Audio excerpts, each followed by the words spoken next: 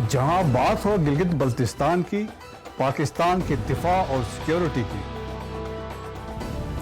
خطے میں ہونے والی تبدیلیاں، افغانستان، کشمیر اور انڈیا، ہم رکھیں گے گہری نظر، ہم بات کریں گے حقائق اور دلائل کے ساتھ۔ میں ہوں brigadier Masood Ahmed Khan, M two M Urdu, جڑے رہیں منٹ ٹو منٹ۔ بسم اللہ الرحمن الرحیم۔ السلام علیکم ناظرین، میں بریگیڈیئر مسعود ہوں۔ آج کے اس امپورٹنٹ ولاگ میں بات کروں گا چترال کی سچویشن کے بارے میں، وہاں پہ کیا ہوا تھا اور کیا آج کل ہو رہا ہے۔ چترال کی جو لوکیشن ہے، اگر آپ نقشہ دیکھیں گے تو یہ ایک بڑی اسٹریٹجک لوکیشن ہے، اور اس کے نارتھ میں اور ویسٹ میں کنر، نورستان اور بدخشاں صوبے ہیں افغانستان کے، اور اس کے مشرق میں گلگت بلتستان ہے، اور ساؤتھ میں ملاکنڈ ڈویژن ہے۔ بیسیکلی دیر و سوات کا یہ ایریا بنتا ہے۔ یہ ٹوٹل جو چترال کا علاقہ ہے، سب سے بڑا ریجن مانا جاتا ہے خیبر پختونخوا میں، جو 20% ٹوٹل ایریا جو خیبر پختونخوا کا ہے وہ چترال میں ہے۔ اور اس میں 2 ڈسٹرکٹس ہیں، پہلے ایک ڈسٹرکٹ تھا، اب 2 ڈسٹرکٹس ہیں، اپر چترال اور لوور چترال، اور اس کی پاپولیشن اس اراؤنڈ 4,50,000 کے قریب ہے۔ یہاں پہ 3 مذاہب کے لوگ یا مسلکی لوگ اور ہیں۔ ایک تو سنی مسلمان ہے، اسماعیلی مسلمان ہے، اور پھر تیسرے جو گروپ ہے وہ کلاشیوں کا ہے۔ اور یہ علاقے بڑے مشہور ہیں منرلز کے پوائنٹ آف ویو سے، جیم سٹون کے حساب سے، گرینائٹ کے حساب سے، یہاں پہ لیڈ یہاں پہ ہے، کاپر یہاں پہ ہے، اور میٹیلک جو چیزیں ہیں جو وہ یہاں پہ بہت زیادہ ہیں۔ سو دیئر فور وہ کہتے ہیں بلینز کے حساب سے، بلینز آف روپیز کے یہاں پہ منرلز ہیں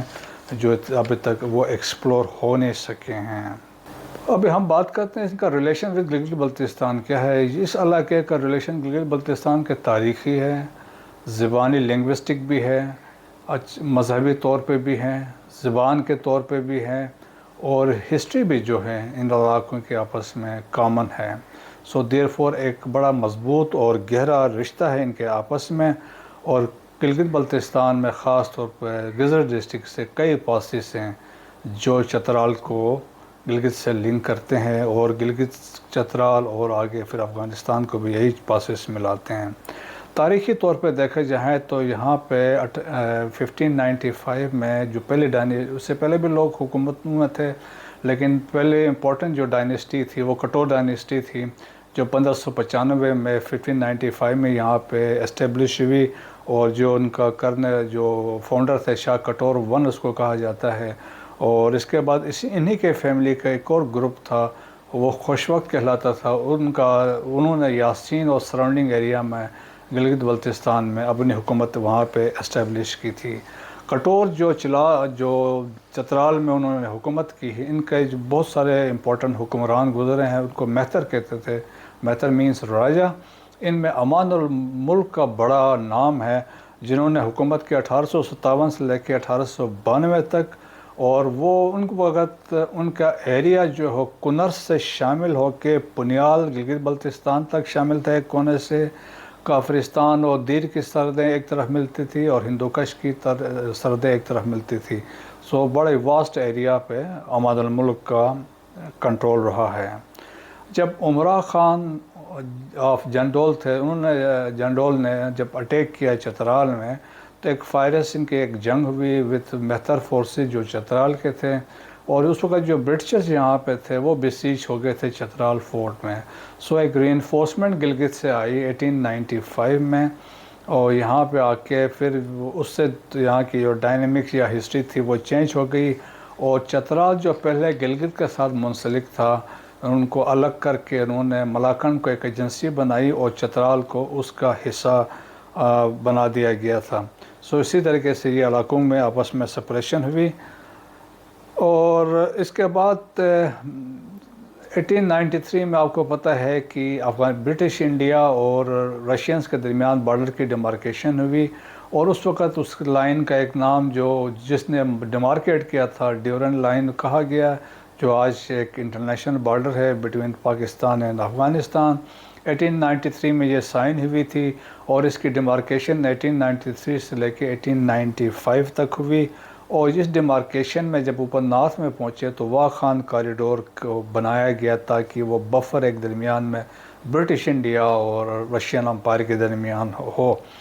اور اس میں یہ ڈیسائیڈ کیا تھا area that was north of Amu Darya وہ رشیا کو دیا گیا تھا، سوویت یونین کو، اور ایریا ساؤتھ آف آمو دریا افغانستان کو ملا۔ اور اس کے ساتھ ساتھ برٹشرز نے for the administration of Wakhan corridor it was decided کہ وہ ماہانہ طور پہ 50,000 روپے جو ہیں وہ بلکہ اینولی ان کو پے کریں گے for the maintenance and administration of Wakhan corridor. Until 1969 تک کٹور فیملی نے چترال پہ حکمرانی کی، یہ ایک پرنسپل اسٹیٹ کے طور پہ، اور پھر 1969 جولائی میں چترال کی یہ جو ریاست ختم کر دی گئی اور ایک یہ ڈسٹرکٹ بنا خیبر پختونخوا کا۔ جب سوویت انویژن ہوا افغانستان کا 1979 میں، تو گرم چشمے جو ساؤتھ آف چترال ہے یہ اس وقت ایک امپورٹنٹ لاجسٹک ہب بنا ہوا تھا۔ یہاں سے لاجسٹکس جو اس وقت کے مجاہدین کو یہاں سے یہاں سے سپلائز بیسیکلی بھیجی جا رہی تھیں۔ افغانستان اور پاکستان کا اگر آپ بارڈر دیکھیں تو یہ 2611 کلومیٹر لمبا بارڈر ہے، بلوچستان میں 1268 کلومیٹر ہے، جبکہ خیبر پختونخوا میں 1229 کلومیٹر ہے، اور گلگت بلتستان بھی 114 کلومیٹر کا بارڈر شیئر کرتا ہے افغانستان کے ساتھ، وہ واغ خان کاریڈور ہے۔ جب تحریک نفاذ شریعت محمدی کی موومنٹ چل رہی تھی ملاکنڈ میں، تو اس موومنٹ کے اثرات کوئی چترال پہ نہیں پڑے تھے۔ بعد میں جب یہاں پہ دہشت گردانہ کاروائیاں سٹارٹ ہوئی اور مولا فضل اللہ کے انڈر، پھر یہاں پہ جب آرمی آپریشن ہوا تو بہت سارے دہشت گرد مارے گئے، کچھ لوگ یہاں سے اسکیپ کر کے دے فلڈ ٹو کنر میں چلے گئے، نورستان میں چلے گئے تھے، یہی ایریا جو چترال کے پڑوس میں ہیں، اور مولا فضل اللہ بھی ان کے ساتھ وہاں پہ چلا گیا تھا۔ اب حال ہی میں جو اٹیک ہوئے ہیں 6 سپتمبر کو، جس میں 2 الگ جگہوں پہ حملہ ہوا، اور یہ دونوں چترال اسکواڈس کی پوسٹیں تھیں، ایک بمبوریت ویلی ہے جو بیسیکلی کلاش کی ویلی تھی، یہاں پہ ایک پوسٹ پہ حملہ ہوا، اور دوسری جنجریت تھی، یہ بھی ایک پوسٹ تھی، وہاں پہ حملہ ہوا تھا۔ لیکن تاہم ان حملوں سے پہلے گورنمنٹ آف پاکستان نے افغان آفیشلز کو باور کرایا تھا کہ Afghan T T P militants کی کارروائی ان علاقوں میں ان کی حرکت اور کنسنٹریشن دیکھی گئی تھی، سو ان کو ویل ان ٹائم بتا دی گئے تھے۔ Despite the fact Afghan authorities میں انہوں نے اس پہ کوئی ایکشن نہیں لیا، یہ حملہ ہوا، تاہم اس حملے میں 12 دہشت گرد مارے گئے تو 50 زخمی ہوئے تھے، اور 4 چترال اسکواڈ کے جوان شہید ہوئے تھے۔ پھر اسی طرح 10 سپتمبر کو سیکیورٹی فورسز نے ایک اور آپریشن میں 7 دہشت گردوں کو یہاں مار گرایا تھا۔ دیکھا جائے تو ہسٹوریکلی یہ کوئی پہلی دفعہ چترال کے اس علاقے میں، اس سے پہلے بھی یہ واقعات ہوتے رہے ہیں، اور خاص طور پہ لوور چترال کا جو علاقہ ہے ارندو ہے، یہاں پہ ہمیشہ